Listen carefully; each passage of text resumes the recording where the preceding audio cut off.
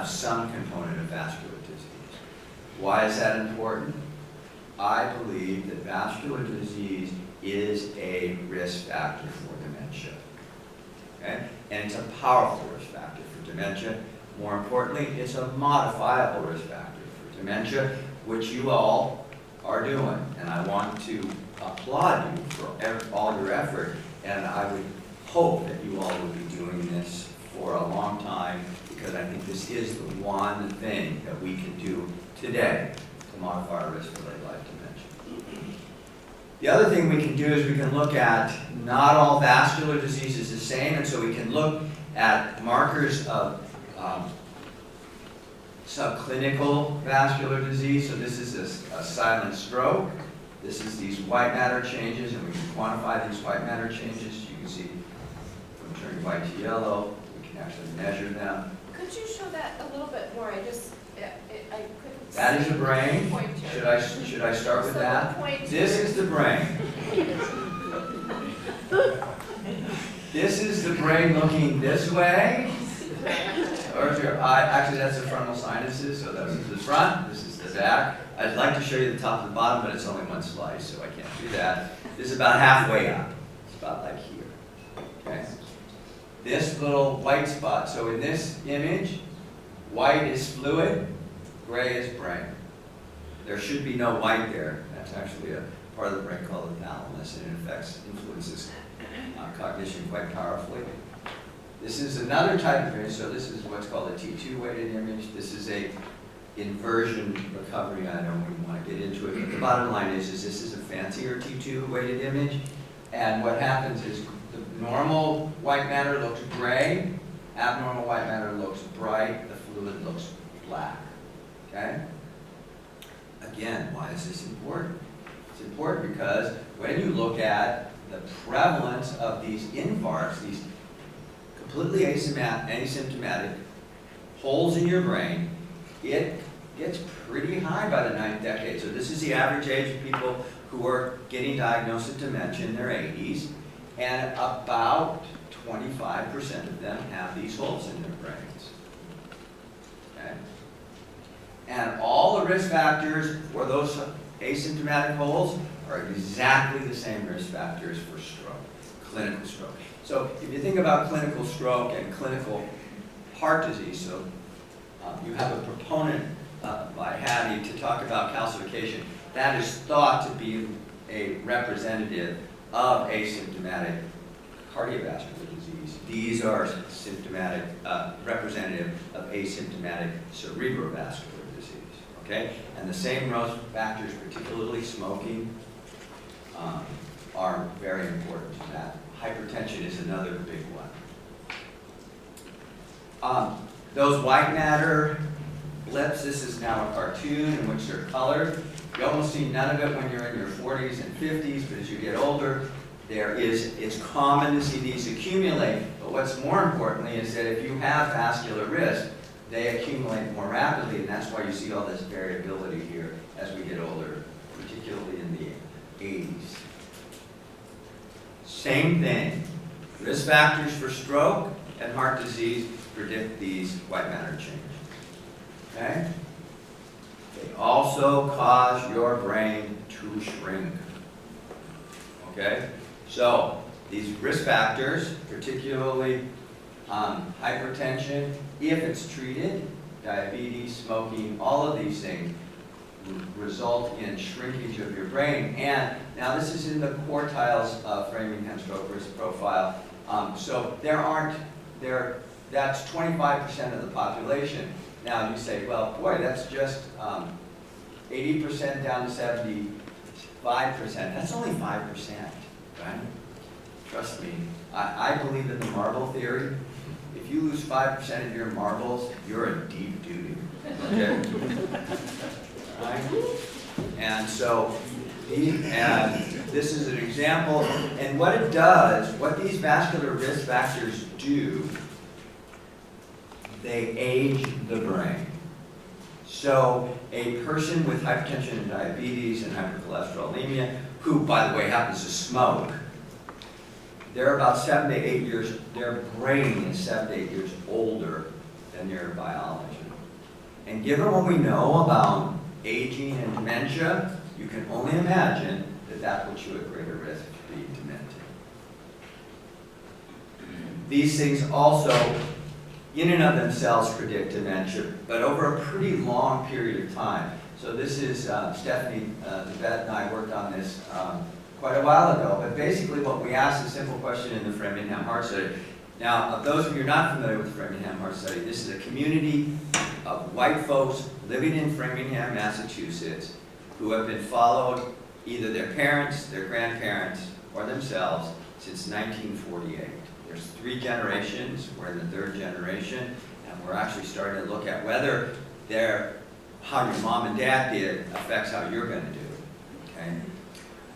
But what we see is that if we have one of those fluffy white matter stuff and it's extensive, our risk for having dementia goes up substantially over 8 years. Okay, so it takes a long time, but it has an impact. The same thing is if you have this infarct in your brain. So this is, I have a better slide of this, and I hope I'm going to have made soon. But the idea here is that here's our vascular risk factors: hypertension, diabetes, obesity, smoking, etc. They have a lifelong accumulative effect. Vascular disease then kicks in, and then you talk about Alzheimer's disease. But look, already, if you want to think about it, these brain injury factors have been going on for a while. So your brain is shrinking ahead of Alzheimer's disease even before you get old enough. So you got an old brain, and then you add a little Alzheimer's disease, and you're hosed. So at this point, I just want to point out that vascular risk factors are common, as are vascular disease related to the vascular risk factors. So smoking, obesity, hypertension, diabetes, all these things, high cholesterol. Although high cholesterol is a little bit kind of complicated at this point. And that they lead to injury, and that vascular injury is common in dementia. And my hope is that I'll prove to you that it's also modifiable by the end of the study. So this is the thing I've sort of been trying to allude to, and that is, let's imagine that we're born and we grow and we develop this really smart brain like Jessica. And then we get older and it starts to slip. Okay? Well, part of that slippage may be related to our brain injury. And if we can reduce the brain injury outside of Alzheimer's disease, we might actually have a little bit better, what we call reserve, so that if we get Alzheimer's disease, we won't take quite as fast. We can't change Alzheimer's disease right this minute. We're working on it. Thank you, Biogen. Now, can we do this? And the answer is very clearly yes. How many of you are familiar with the NHANES data? Yeah, I know you. Okay, NHANES is the National Health and Retirement, something, I can't remember. Anyway, it's a community-based... That's the problem with acronyms. Yeah, I know, I hate that. that. Yeah. Remember, so anyway, what's important about this is that this is a... Megan would know. What is it? NHANES. National Health and something. It's the Yeah, big something like survey that. of the public. It's a big survey, it's a public health survey, and basically it's asked some very simple questions, which I really like. And then, so it's been going on since the 60s, and actually there are some continuations here. I just haven't put it on the slide because this is so clear. And that is that beginning in the 60s, the average systolic blood pressure was close to 150. Okay, with public health effort and education and treatment, what do we see? It's been moving back. And this is the early 90s, and I think it's even lower now. Okay? Why is this relevant? If you just look at stroke and heart attack, every 3 millimeters change in systolic blood pressure reduces stroke or heart attack by about 4%. It's pretty impressive, okay? And so all you have to do is add these up, and then you can ignore the Kaiser advertisements and say we've done this, we've reduced 21%. Well, everybody's reduced 21%. What I want to see is Kaiser reduce 35%, or UC Davis reduce 35%, or you all reduce 35%. And this is the data from Don Lloyd Jones, which looks more reason and showing how that with these activities, overall, these diseases are decreasing. And his target is to get it down to much lower levels. Okay. Why, again, do we want to do this for the brain? Well, this is a study by Deborah Barnes and Christine Yaffe. It's basically a survey, a meta-analysis, where they just simply ask that we don't have a treatment for Alzheimer's disease, but what about all the other diseases that can contribute to dementia? What if we could modify all of those? And what would happen to the number of people with dementia if we did a 10% reduction in diabetes, hypertension, obesity, all these things? Or what if we did a 25% reduction, okay, which is really a reasonable target, okay? We can now say that's a reasonable target. That could save 500,000 dementias cases in the country. Now, you can say, well, 500,000 is going to be 14 million. Still, that's a lot. I mean, it's not a huge percentage, but at least it's going in the right direction. So, this is what Donald Lloyd-Jones was the prime mover of. And he was asked to do this on behalf of the American Heart Association.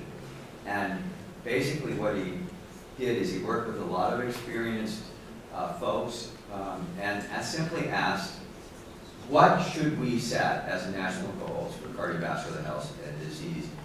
And the idea is to have a strategic impact that goes through this was 10 years and beyond, okay? So this was a 10-year approach. And what he came up with, what this group came up with, is a simple metric, and that is smoking. The only complicated part of this is a healthy diet score, and I'm going to go through this in just a sec.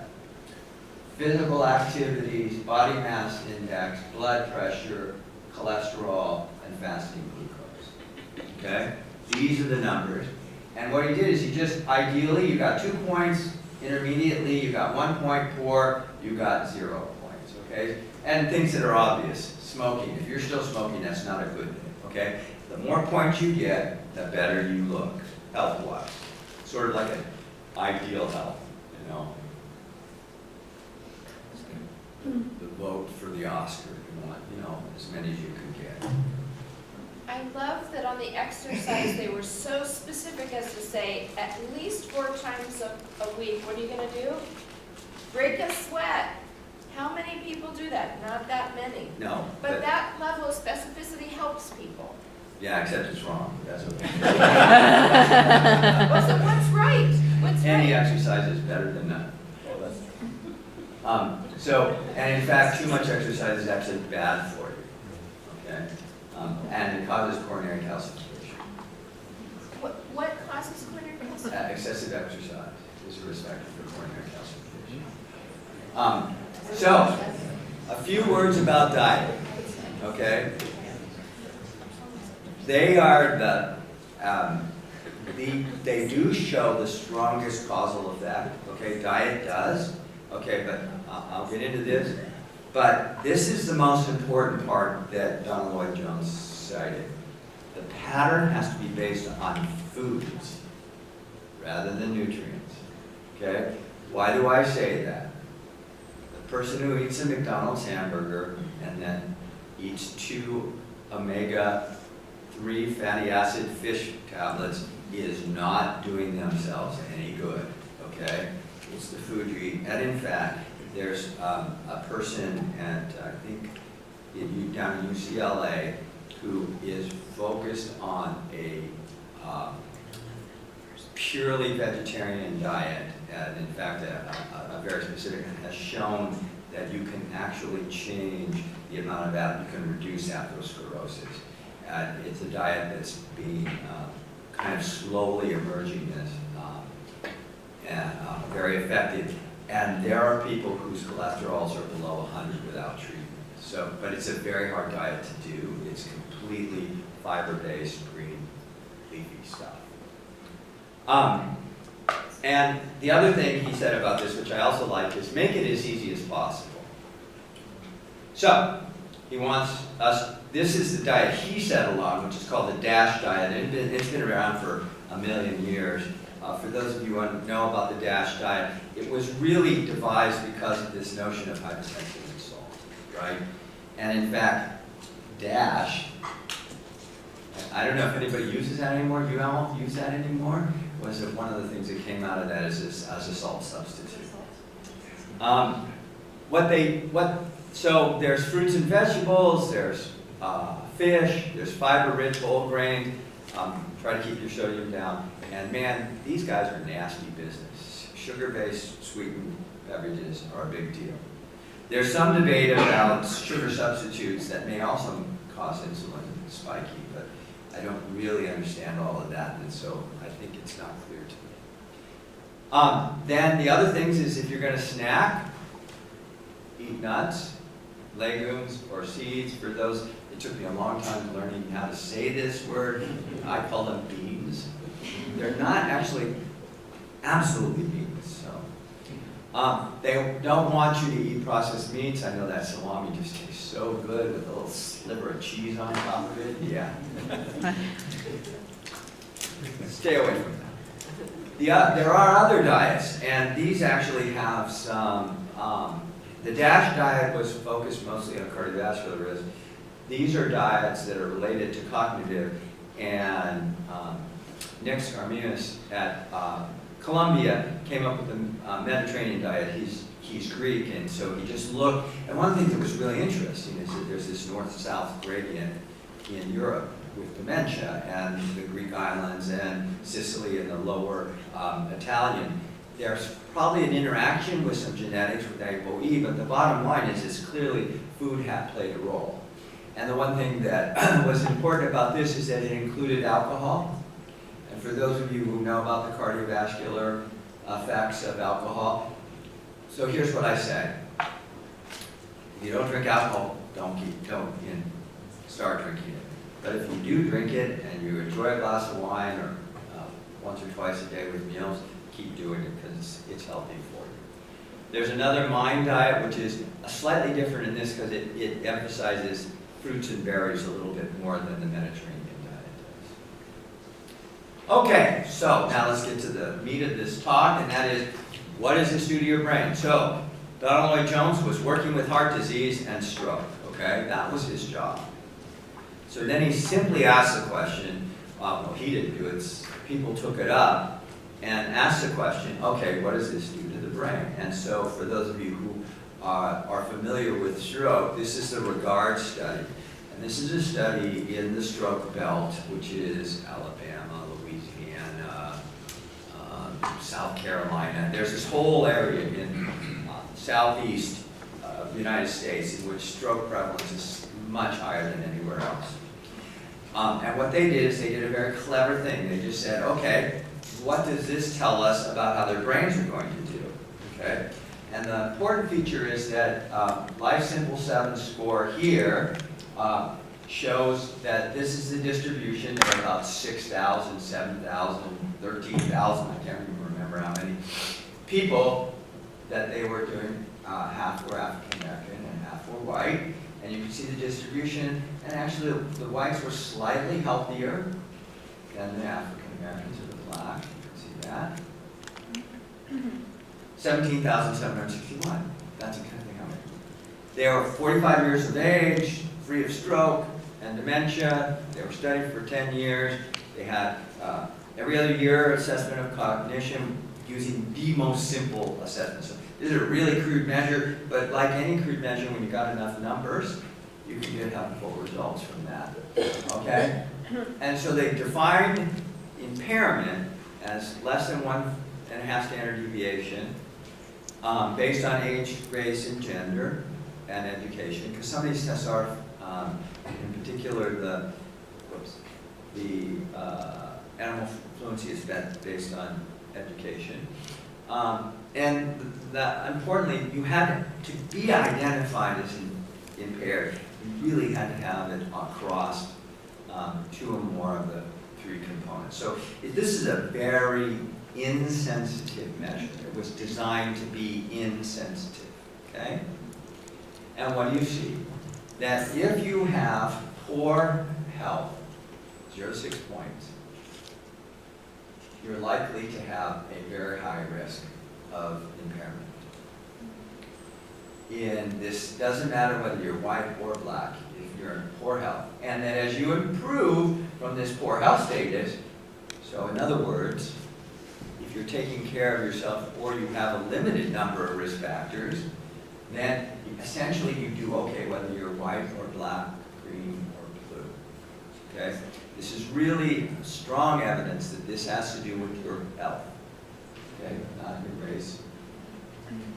Interestingly enough, when you're in the stroke belt, there's something other than this measure that seems to be affecting you.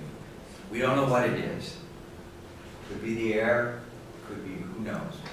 But the same relationship exists, except the magnitude. So you can see that if you're at high risk to begin, and you have poor ideal control of numerous vascular risk factors, you're in trouble. That's the take-home message. Got it? Here's a picture of the stroke belt. Kentucky, I forgot Kentucky's in there too. So is West Virginia. So you can see what's so fascinating is why in the heck, what's going on here? I don't know. The CDC is there. Maybe. Wow, what an impact the CDC has. Public messaging campaigns work. Could be. I really don't understand. What is interesting, and this is why I kind of said what I said about cholesterol, is it doesn't matter which of these components except cholesterol that you're ideal on. You want to be ideal on all the components, but each one of them is making a contribution minus cholesterol. And part of that, I think, has to do with so many people are on statins already that I think it is washed out a little bit. So people can't read that. Could you just like go through a couple of the examples? Okay, so if you're a smoker, not good for you. Okay? All right? So these are, poor is the reference. And so less than 1 means a good thing. Okay? So healthy diet, if you're poor with that, you're better off if you do it. Same thing with physical activity. If you do no physical activity, and look at this, it's intermediate activity is best. Vigorous, ideal activity is actually not any better than intermediate, and I might show some data on this.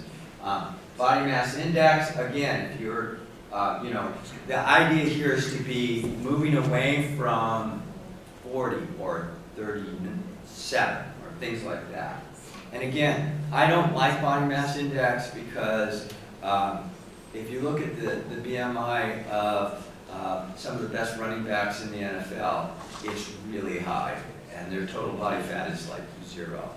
And if you look across races, so the Koreans and some of the Asian have very, very low body mass indexes, but have very low muscle mass, and so it's not representative. So I prefer DEXA scores, but what can we say? We only work. So the DEXA score is the bone density, is that? Yeah, and what about muscle ratio? Yeah, you can do, there's the other thing is you can do your Peden score, so you have a low grade current pass through you. Sounds kind of exciting, I don't know. That and MRIs, I had this vision. I was going to sit in the MRI and all my water molecules were going to line up and I was going to become one with the cosmos. It didn't work that way. And true, same thing with fasting glucose. Again, these are crude measures, okay? We're talking very crude. This is not a whole lot of sophisticated, because this was done with a lot of people, okay? Just using a simple test. So then we went on and looked at this in our community in the Framingham heart study. And what you see, and this has been replicated now quite a few times, is that so whether you have an ideal or poor are very small numbers. Most of the people have a couple of issues that are not ideally managed, okay? All right? And so what you see is that the better you are, the less likely you are to stroke, all-cause dementia, Alzheimer's disease, vascular dementia. This is the weakest one because vascular dementia is really hard to diagnose and it's an uncommon phenomenon. So, but what you're seeing here is that your cardiovascular health, based on this Life Simple 7, shows that it actually improves this. And it also improves cognition. So global decline, delayed memory, other things. And it seems to improve the shrinkage of your brain. So that people who have been in good, ideal health actually have substantially bigger brains than those in the past who have been consistently in good, ideal health, have bigger brains than those who don't. And to be honest with you, bigger brains are good. This is the one place where you want to be obese. Okay, so then we ask the simple question is, one very important component of this has to do with how much exercise you get, okay? And so Donald Lloyd-Jones says you've got to break a sweat, you've got to work your rear end off, okay? What you see here that's sort of interesting is that actually all you have to do is be above the first quartile of exercise activity, okay? And that turns out to be like the equivalent of walking 20, 30 minutes a day or something like that. It's not as vigorous as you might imagine. Everybody else, these are the people who do poorly, these are people who have a little bit more exercise. And you can see it, and one of the important things I keep coming back, this is a protracted phenomenon. It doesn't happen today. You start eating a Mediterranean diet today, what you're talking about is what your brain's going to look like in 10 years, not tomorrow. And this is just like hypertension treatment. You all must be very familiar with this. The biggest thing is keeping people motivated to continue to do what they need to do to keep themselves healthy. Just while we're on this, the topic of increased coronary calcium in athletes comes up quite a bit. And in the healthy patients that have been studied at the Cooper Institute, 21,000 patients that were followed for several years, yes, there is more coronary calcium. If you're burning lots and lots of calories because you're an endurance athlete, you're putting all those calories and foods through your circulatory system. And the theory stands that you're going to deposit. But remember, coronary calcium is healed plaque, not active plaque. Yes, and in fact, the impact of coronary calcification, another consequence of that study, the impact of coronary, and the Framingham heart study, the impact of coronary calcification is only important if you have symptoms. Yes. So if you're asymptomatic, I mean, I'm picking on coronary calcification. I don't know why we're going down this road, but I guess because we made such a big stink about it. Well, we've had quite a few presentations about it over the last few years from world experts, and it turns out that if you have a 0 calcium score, you have a less than 1% chance of a heart attack or stroke in the next 5 to 10 years. Right. That's why it's really important to our group. But I would but ask I don't understand how I would the ask brain your, impacts. yeah, I would ask your specialist, or these people, how many people actually have a 0 calcium score at age 65? It's really, really low. It's not that low. It's somewhere in the 20 to 30%. Yeah, I was going to say about 25%. So, I mean, the point being... But we're getting distracted. Let's go back to this. Don't be afraid of exercise. Don't be, There's no, net- oh, yes, no okay. net negative. Yes, I'm sorry, okay. All right, so, yes. Here's the other thing I want to say. So I'll tell you about my view on exercise. So you get on, let's say, I don't know if you guys go to a hotel, and you're in the hotel and you get on the treadmill and it has you do your heart rate, and it says, you know, if you're 65 years old, you shouldn't go over 140, right? Yeah, that's junk, okay? Unless you're in atrial fibrillation, I mean, a good heart goes fast. A good heart, and in fact, one of the things I don't show here is actually you can measure how much oxygen you're using. And those people who have the best cardiovascular fitness, who are using the most oxygen, who are ramping up their heart, are actually much less likely to become demented.